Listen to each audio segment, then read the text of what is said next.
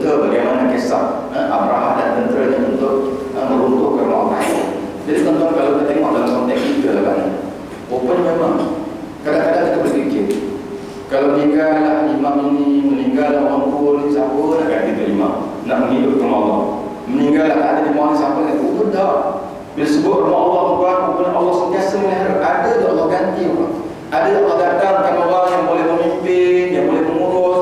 Rupanya bila sebut Allah, inilah di antara kelebihan Allah punyakan. Keberkatan dalam rumah dibina dalam keimanan kepada Allah SWT. Hari ini tuan-tuan, kita tengok bagaimana di seluruh dunia. Kalau tengok di taman-taman, di mana-mana, di ceramah, hukum mereka tuan.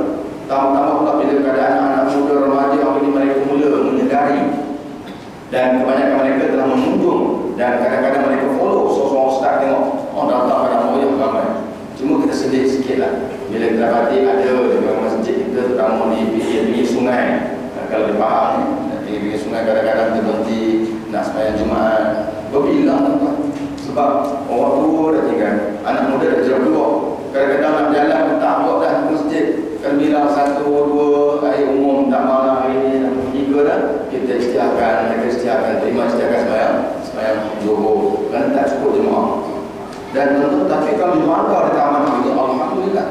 Kadang-kadang kita bila bahagian pengurusan masjid tengok bagaimana mereka terpaksa fikir nak menambah besar masjid. Cuma kita bimbang bila budaya masyarakat hanya memenuhi datang ke rumah Allah pada hari Jumaat dan hari raya saja, tetapi mereka tidak mengunjungi rumah Allah pada setiap waktu.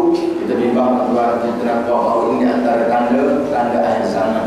Tanda di mana Allah Taala mengatakan, Nabi SAW mengatakan, la yabqa minal Islam illa ismu, la yabqa minal Quran illa rusku, masajiduhum amirah wa hiya kharum minal huda.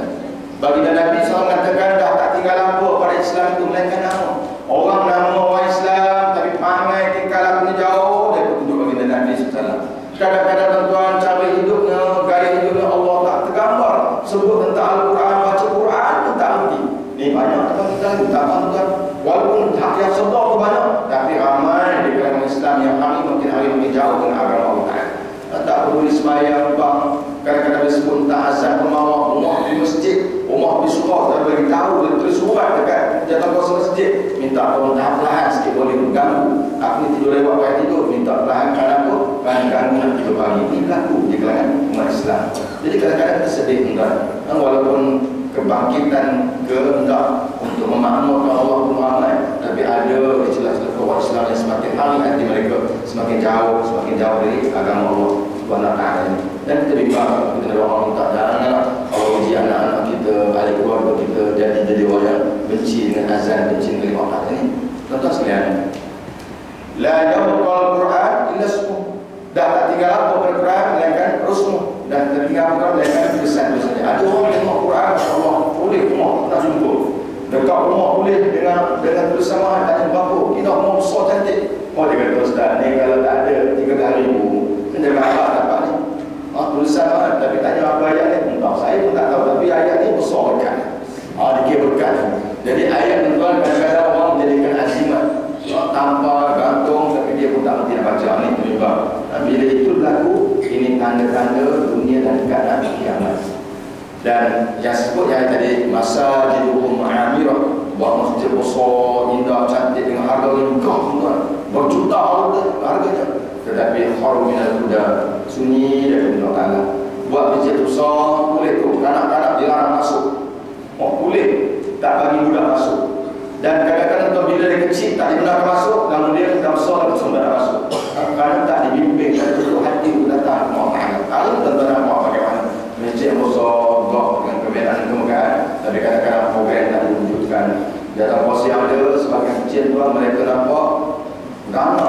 Kalau bercatat tu 70,000, 80,000, tengok zaman kau pegang 80,000, tapi majlis ilmu tak buat, jamuan untuk masyarakat tak buat, duit terpegang kan. Sedangkan sepatutnya wang dialirkan supaya dapat merasai bagi orang menyumbang dapat manfaat dari wang tersebut. Berlaku di Pahang ni kita jumpa. Tuan-tuan hadirin muslim-muslimat, kalau pada malam bukan akan cerita itu, kita cerita soal baginda Nabi SAW. Tuan-tuan hadis Islam, kita tahu ketika baginda Nabi SAW waktu kecil, baginda nampak tanda-tanda kenabian yang dikatakan dia khas. Dia khas ni perkara luar biasa yang berlaku kepada insan yang bakal menjadi Rasul. Contoh kalau kita dengar cerita Nabi Musa. Nabi Musa AS seorang Nabi yang merupakan ketika dia lahir, saat ketika itu Fir'aun telah mendapat pandangan ahli nujumnya. Dia mengatakan bahawa akan lahir seorang anak lelaki yang akan meruntuh dan jatuh membunuhkan wahai Fir'aun. Lalu ketika itu kalau Fir'aun yakin dengan ahli nujum, tuan-tuan, dia mengarahkan mana-mana anak yang lahir waktu dibunuh, semua bunuh. Dan sehinggalah tuan-tuan lahirnya Nabi Musa. Waktu dikhabarkan adanya anak lelaki yang lahir di rumah Nabi Musa, lalu ketika itu tuan-tuan, mak yang kadang tak ada, hilang pemikiran. Lalu dengan tawakal Allah Ta'ala, maka dia ambil anak dia letak mana? Tempat memakan roti. Kan kita baca kisah ni. Dan rupanya bila bala tentera tadi mencari semua orang tak ada, mereka nampak takkan ada budak dalam, ada orang dalam tempat roti ni. Lalu mereka tak buka, maka ketika itu tuan, mereka kembali. Mak dia risau dan takut, tapi tak tengok rupanya selamat, tidak ada apa-apa yang menyebabkan anaknya cedera. Ini katakan kira khas. Mana perkara orang adat yang bercanggah dengan pemikiran manusia secara adatnya, bila kena api terbakar, bila kena pisau potong dia akan luka. Tapi ada masa dia jadi orang adat. Ini lagu persiapan tuan kepada bakal menjadi Rasul, dipanggil kira khas. Betul Musa ketika dihanyutkan sampai depan rumah Fir'aun, kalau ikut bagaimana mesti tenggelam. Tapi dengan begitu selamatkan, dan dia dapat diselamatkan oleh Asyah bersama Dayang itu, diberitahu dan bawa Fir'aun. Baik, ini rahas juga. Maka saat Fir'aun mengarahkan bala tentera membunuh semua, tapi Allah selamatkan Musa dalam keluarga, dalam rumah Fir'aun. Ini rahas juga. Dan sebab itu tuan-tuan, ketika dia mula pandai markah, baca cerita bagaimana kisah Al-Quran menceritakan tafsir. Waktu itu tuan-tuan, bila Fir'aun sedang duduk di atas kursi, sedang hisap khasisnya, jadi Musa tarik dan sehingga Fir'aun terlentang jatuh dalam keadaan bawah. Lalu dia mencabut pedang untuk memancung. Lalu ketika itu isteri memeluk suaminya, "Jangan abang, ini kanak-kanak lagi tak berakal." Dan akhirnya nak uji sebenarnya siapa Musa ini, benar tak berakal tidak. Dan letakkan dua bekas. Satu bekas berada dalamnya adalah batu permata emas dan perak, dan satu bekas lagi adalah bara api. Dan ketika itu Nabi Musa mula nak bergerak ke arah bara api, maka mereka menolak ke arah batu permata, dan mereka menolak ke arah bara api, sehingga Nabi Musa megang dan memasukkan dalam mulutnya. Dan walaupun dia cedera betul Nabi Musa dan Nabi yang tak fasih berbicara, maka dakwah dibantu oleh Allah. Jadi kita buat bagian ini perkara-perkara yang katakan ia khas kepada insan yang bakal menjadi Rasul. Kalau ikut maka bara api adalah tidak berlaku selamat atau selamat kerana dia Nabi. Begitu juga yang berlaku pada